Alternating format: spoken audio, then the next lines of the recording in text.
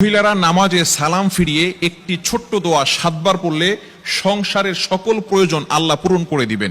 মনে রাখবেন, আমাদের মা বোনরা যারা আছেন তারা অনেকেই কিন্তু সংসারের ভিতরে সুখ চান, শান্তি চান, এবং বিশেষ করে অনেক সময় স্বামীর অবস্থা খুব ভালো থাকে না।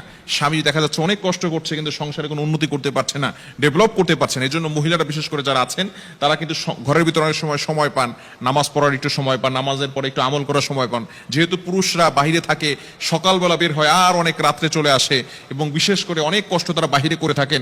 বিশেষ করে পুরুষরাও যদি পারেন এই আমলটি করবেন। 5 ওয়াক্ত নামাজ আপনাকে মাস্ট বি পড়তেই হবে। যদি আপনি সংসারের ভিতরে সুখ চান, শান্তি চান এবং প্রয়োজন হাজতগুলো পূরণ করতে চান, তাহলে অবশ্যই 5 ওয়াক্ত নামাজ আপনাকে মাস্ট বি পড়তে হবে। নামাজ ছাড়া আপনি সংসারের ভিতরে কখনো কোশ্চিন কালেও আপনি কিন্তু সুখ এবং শান্তি আনতে পারবেন না। একটু বলেন তো, সুখের মালিক কে? হ্যাঁ, সুখের মালিক হচ্ছেন আল্লাহ। তো ওই আল্লাহকে আপনি অখুশি করে কখন আপনার সংসারে সুখ আপনার সংসারে সুখ আনতে পারবেন না। একমাত্র কাজ হচ্ছে নামাজ পড়া। নামাজ 5 ওয়াক্ত নামাজের পরেই এই ছোট্ট দোয়াটি পড়তে হবে। দোয়াটি হচ্ছে ইয়া কাদিয়াল হাজাত, ইয়া কাদিয়াল হাজাত। আপনি নামাজে সালাম ফিরানোর পরে 5 ওয়াক্ত নামাজ আপনাকে পড়তে হবে।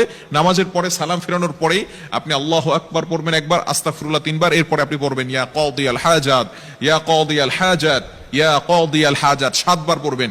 এভাবে যদি আপনি আমল করতে পারেন, ইনশাআল্লাহ আপনার ঘরে যত প্রয়োজন আছে, আপনি কেমন যেন আল্লাহ তাআলার কাছে প্রয়োজনের কথা বলতেছেন, যত প্রয়োজন আছে সকল প্রয়োজনগুলো আল্লাহ পাক রব্বুল আলামিন নিজে পূরণ করে দিবেন। বিশেষ করে নামাজের পরে দোয়া করলে দোয়াগুলো কবুল হয়। আমরা অনেকে দোয়া করতে চাই না, অনেকে আমল করতে চাই না। নামাজ পড়ার পরেই অনেকে আছে নামাজ পড়ার পরেই কিভাবে যত তাড়াতাড়ি মসজিদ থেকে বের হওয়া যায় এটা অনেকে করে। খবরদার, আপনি কিছু আমল করার চেষ্টা করবেন, ইনশাআল্লাহ আল্লাহ তাআলা সংসারের ভিতরে সুখ শান্তি বৃদ্ধি করে দিবেন, প্রয়োজনগুলো আল্লাহ তাআলা মিটিয়ে দিবেন। আমাদের অনেক প্রয়োজন আছে, অনেকে অভাবের ভিতরে আছেন, অনেকে কষ্টের ভিতরে আছেন, অনেকের ভিতরে সবকিছু আছে, টাকা পয়সা আছে, কিন্তু সমাজের ভিতরে, সংসারের ভিতরে শান্তি নেই। স্বামী স্ত্রীর সাথে ভালো বন্ডিং হচ্ছে না, স্বামী স্ত্রীর কথা শোনে না, স্ত্রী স্বামীর কথা শোনে না। এরকম অনেক সময় হয় কি হয় না?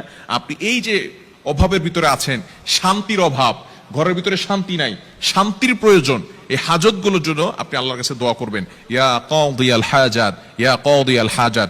এখন যদি আপনি নামাজ না পড়ে যদি আমল করেন, তাহলে কিন্তু কাজ হবে না। অবশ্যই আপনি কোরআন দিয়ে আমল করবেন, নবীজি সাল্লাল্লাহু আলাইহি সাল্লামের হাদিস অনুযায়ী আমল করবেন।